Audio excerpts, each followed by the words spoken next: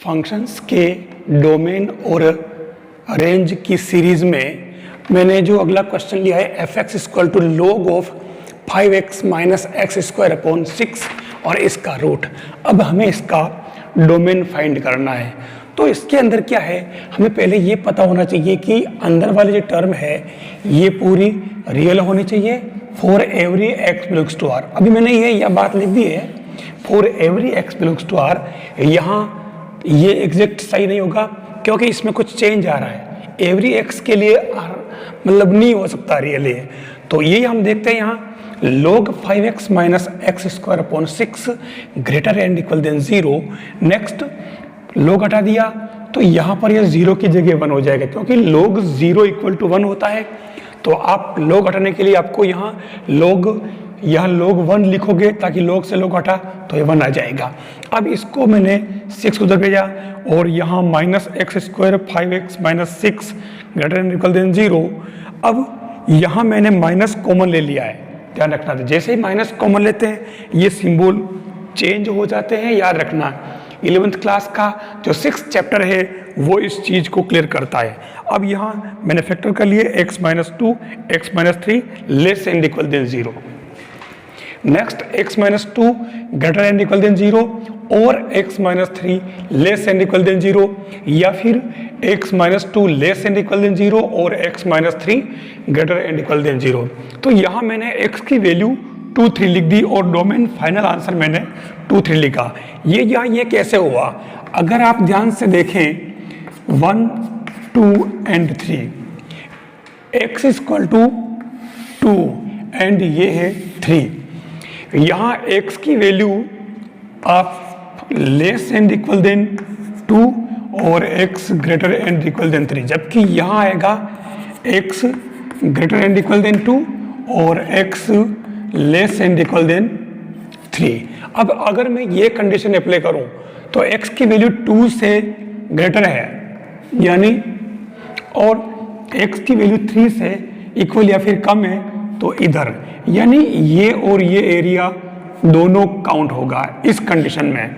दूसरी condition x की value 2 से लेस देन है, मतलब 2 से कम इधर, और इधर x की वैल्यू 3 से ग्रेटर है तो इधर है। यह कोई कॉमन नहीं है, इसका मतलब हमारे x की वैल्यू 2 to 3 के बीच वेरीज करेगी इन दोनों को इंक्लूड करते हुए, और इसलिए मैंने इसको x बिलोंग्स टू 2 3 लिखा है।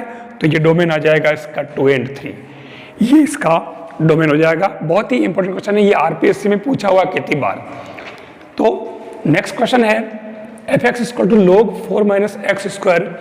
यहाँ पर भी इस एफ एक्स के रियल होने के लिए x को मतलब r में से लेकर के, और हमें ये कंडीशन डालनी पड़ेगी। ये कब लागू होगी, जब ये लागू होगी, यानी 4 minus x square not equal to 0 होना चाहिए। It means x square not equal to 4, तो x नॉट इक्वल टू प्लस माइनस 2। मतलब अगर x की वैल्यू प्लस माइनस 2 नहीं हो तो उस केस में ये फंक्शन रियल होगा, और उस केस में हमारा डोमेन जो होगा वो रियल नंबर में से -2 और 2 को रिमूव कर देने से जो बचेगी वो सारी जो टर्म्स है, सारे एलिमेंट, सारे नंबर्स जो होगी वो डोमेन में शामिल हो जाएगी। तो ये इसका r माइनस 2 and 2 ये आपके इसका डोमेन आ जाएगा इस फंक्शन का। ध्यान रखना -2 और 2 दो एलिमेंट है, नहीं कि -2 और 2 के बीच की सारी वैल्यू, ये दोनों अलग अलग, क्योंकि मैंने करली ब्रैकेट लगा रखा, मजला कोष्ठक एक सेट है ये, इसलिए आपको ध्यान रखना पड़ेगा। तो इस तरीके से हम दोनों का डोमेन फाइंड कर सकते हैं।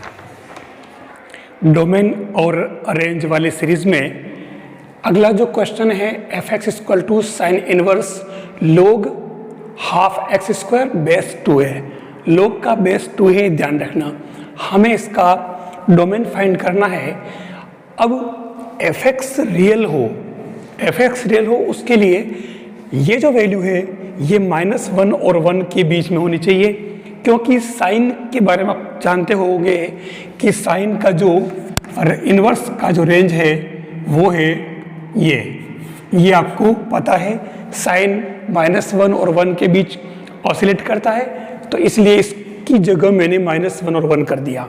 बस उसके बाद में इसको देखिए मैंने आगे बढ़ाया, -1 और 1 के बीच में ये है फंक्शन, तो मैंने बेस 2 के बेस पर log को हटाया और -1 और 1 इन दोनों को बेस 2 की पावर में चढ़ा दिया। अब यहाँ वापस पूरे को यानी यहाँ से ये इसकी वैल्यू निकालनी है तो 2 से मल्टीप्लाई कर दो, तो ये 2 इधर भी आएगा, 2 इधर भी आएगा, तो ये 1/2 और 2 तो यहाँ 1 हो जाएगा प्लस का, और इधर 2 × 2 4 हो जाएगा। बस अब इसके बाद में x² की वैल्यू है 1 और 4 की रेंज में, तो यहाँ 1 और 2 होगा x की वैल्यू, या फिर -2 -1, तो उस केस में इसको तो हम लिखेंगे x बिलोंग्स टू 1 2 और इसको लिखेंगे -2 -1। यहाँ थोड़ा समझने वाली बात है, आपको ध्यान रखना पड़ेगा। तो उस केस में x बिलोंग्स टू -2 -1 यूनियन 1 2, यानी ये इसका x के लिए वैल्यू हो जाएगी, तो डोमेन बन जाएगा इसका दिस यूनियन दिस, ये इसका डोमेन हो जाएगा। इनके बीच की वैल्यू के लिए ध्यान रखिए, -1 और 1 के बीच की किसी वैल्यू को ये फंक्शन अटेंड नहीं करेगा। अगर आपको लगता है तो आप बीच में रख के देख लेना वैल्यू, तो वो फंक्शन इनडिटरमाइन हो जाएगा, तो इसलिए डोमेन इसका ये हो जाएगा।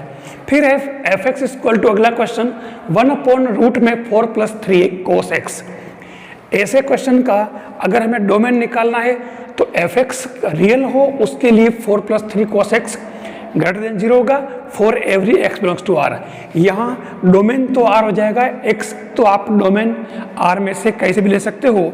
अब अगली बात करें अपन रेंज की, तो cos की जो वैल्यू होती है -1 और 1 के बीच ऑसिलेट करती है, तो मिनिमम वैल्यू -1 और मैक्सिमम 1। तो मैंने इसके लिए एक हमें क्या करते हैं कि cos x जो लिया है इसमें cos x की मैक्सिमम वैल्यू 1 ले ली, तो 4 + 3 cos x की मैक्सिमम वैल्यू आ जाएगी 4 + 3 और cos की जगह 1 पुट किया तो ये 7 आ जाएगा।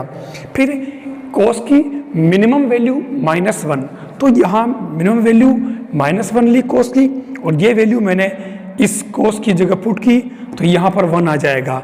यानी आपका फंक्शन f(x) जो है वो रियल होगा 1 और 7 के बीच में, तो इसलिए 1 less and equal than f(x) less and equal than 7, it means range जो आएगी वो 1 और 7 हो जाएगी। तो इस तरीके से आप ऐसे फंक्शन की रेंज और डोमेन दोनों फाइंड कर सकते हैं। साइन कोस में आपको खास तौर से ये चीज़ ध्यान रखनी पड़ेगी, जो cos x है -1 और 1 के बीच में ऑसिलेट करता है, मैक्सिमम वैल्यू cos की 1 मिनिमम -1। ऐसे ही साइन के भी ये होता है, तो साइन वाला फंक्शन आए तभी हमें ऐसे ही वैल्यू रख करके हम डोमेन और रेंज फाइंड कर सकते हैं।